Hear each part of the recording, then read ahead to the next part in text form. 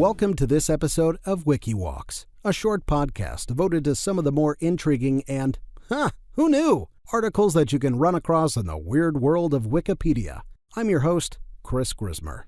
If you're a fan of leftovers, then you're going to love to learn about a timeless medieval dish called perpetual stew. Picture it. You're a road-weary traveler on your way to the capital. You've been on the King's Road all day, riding your trusty horse, Snoopy, through the cold rain, and as night is falling, you find yourself at an inn just off the path. You stable your horse, Snoopy, and trudge in, and the barmaid comes around and offers you stew and bread.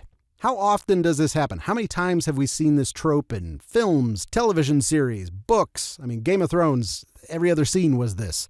Is it just because their authors are lazy? They can't think of any other meal to be served at a medieval crossroad pub? Where are all of the old taverns and inns that serve hamburgers or Salt Bay fillets or mac and cheese? The reason that this trope exists is because this was just kind of how it was back in the Middle Ages. Inns and pubs and the like would have something delightful called a perpetual stew, also called hunter's stew or hunter's pot, the idea being both novel yet extremely simplistic. Take what you've got in your kitchen and chuck it into a pot and simmer, replenishing the liquid when necessary. You see, short-order cooks were not really a thing in antiquity. There was not a menu you could order off of, so inns and pubs in medieval times had to have some kind of a warm and filling meal that could accommodate crowds at any time of day.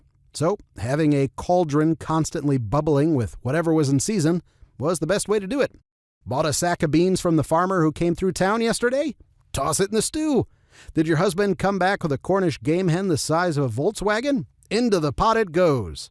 While in the medieval tradition, the cauldron would be drained and cleaned every year around Lent to observe 40 days without meat, there are some places where a single pot of stew can be constantly replenished for years.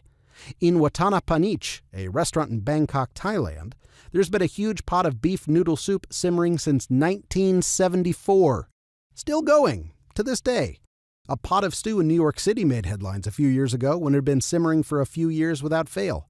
And most impressively, one batch of pot au feu, a traditional French meal, was maintained as a perpetual stew in southern France from the 15th century, yes, that's the 1400s, people, until World War II, when they ran out of ingredients to keep the stew going due to the German occupation. As if we needed yet another reason to hate the Nazis. So the next time you think about throwing some leftovers away, hold off for a second, because you might be able to squeeze a few hundred more years out of those puppies.